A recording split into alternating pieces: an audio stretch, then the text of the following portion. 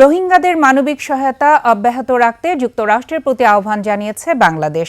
পররাষ্ট্র মন্ত্রণালয়ে দেশটির দক্ষিণ ও মধ্য এশিয়া বিষয়ক ব্যুরোর উপসহকারী সচিব নিকোল অ্যান চুলিক এবং পূর্ব এশিয়া ও প্রশান্ত মহাসাগরীয় বিষয়ক ব্যুরোর উপসহকারী সচিব অ্যান্ড্রু আর হেরাপের সাথে বৈঠক শেষে একথা জানান পররাষ্ট্র সচিব জসিমউদ্দিন। পরে প্রধান উপদেষ্টার সাথে বৈঠকে অন্তর্বর্তী সরকারের সংস্কারের প্রতি সমর্থন জানান দুই মার্কিন মন্ত্রী। আকবর হোসেন সুমনকে সাথে নিয়ে আরো জানাচ্ছেন মেহেদী হাসান।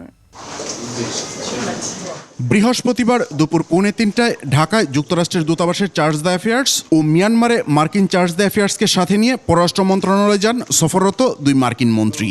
বৈঠক করেন পররাষ্ট্র উপদেষ্টা তৌহিদ হোসেন ও পররাষ্ট্র সচিব জসিমউদ্দিনের সাথে। বৈঠক শেষে সচিব জানান, বিভিন্ন বিষয়ে আলোচনা হলেও সবচেয়ে বেশি গুরুত্ব পেয়েছে রোহিঙ্গা ইস্যু।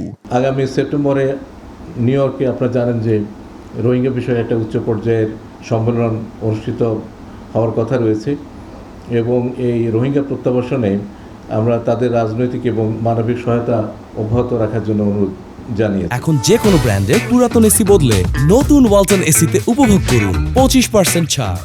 আলোচনা হয়েছে দেশটির সাথে বাণিজ্য ঘাটতি কমানোর বিষয়েও।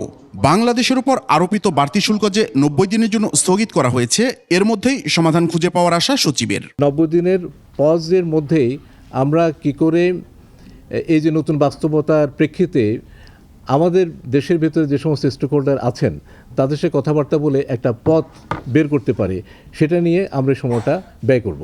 এরপর দুই মার্কিন মন্ত্রী রাষ্ট্রীয় অতিথি ভবন যমুনায় প্রধান উপদেষ্টার সাথে বৈঠক করেন। এ সময় সরকারের সংস্কার কর্মসূচির প্রতি সমর্থন জানান তারা। মেহেদী হাসান, 21 টেলিভিশন, ঢাকা।